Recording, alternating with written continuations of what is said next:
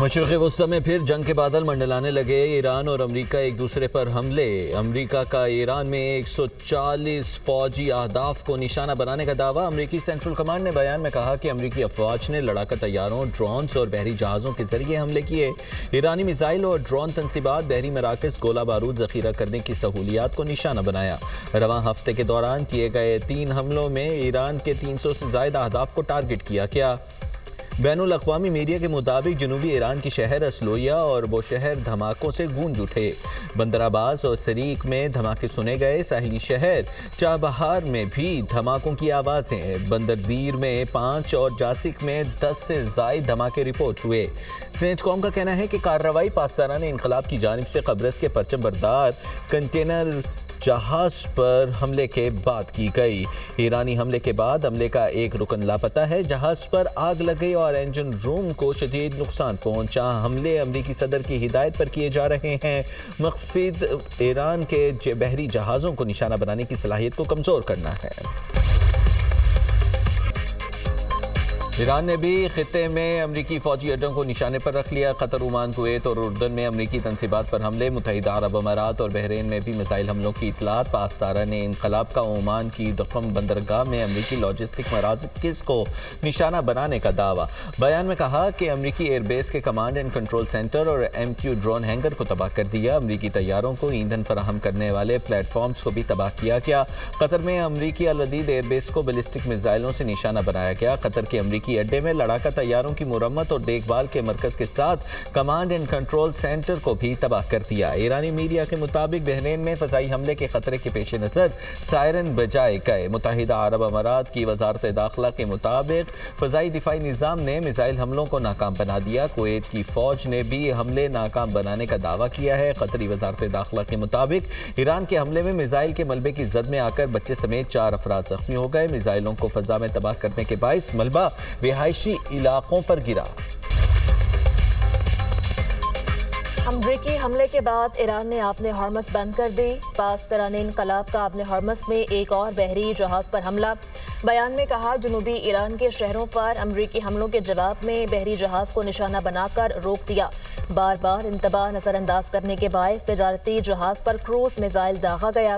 واقعہ عمان کے مشرق میں 9 نوٹیکل میل دور پیش آیا۔ ایرانی حکام کے مطابق ایران کے بحری جہاز پر امریکی فائرنگ کے بعد آبِ ہرمز بند کی گئی۔ خطے میں امریکی مداخلت کے خاتمے تک آبِ ہرمز بند رہے گی۔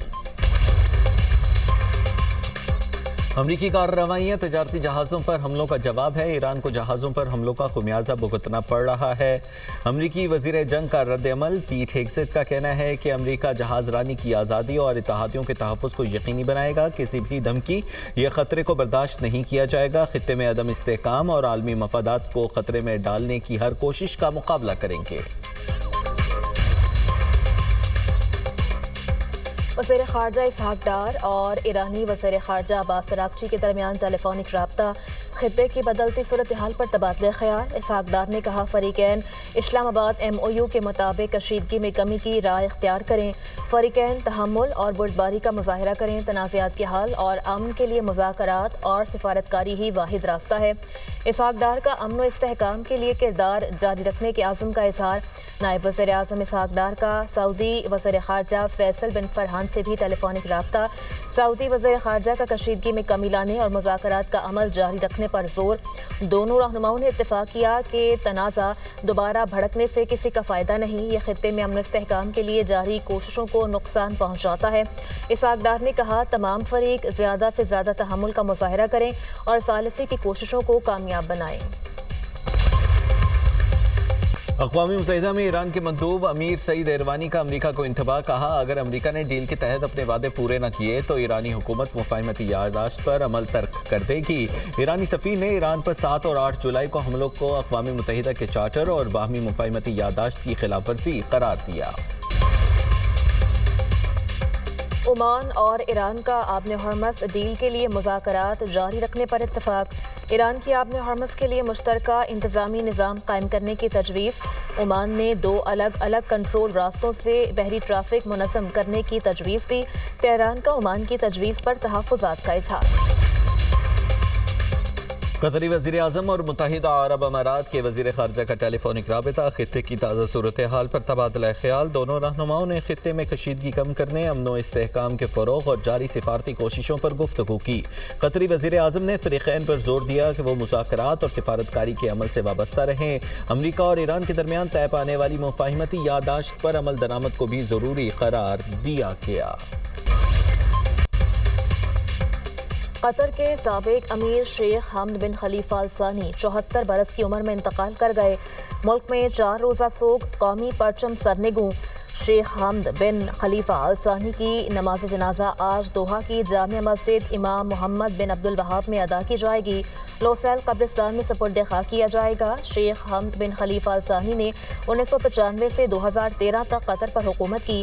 اس کے بعد اقتدار بیٹے کے سپرد کیا۔ سابق امیر کے دور میں قطر مائع قدرتی گیس کی پیداوار اور برآمد کا مرکز بنا۔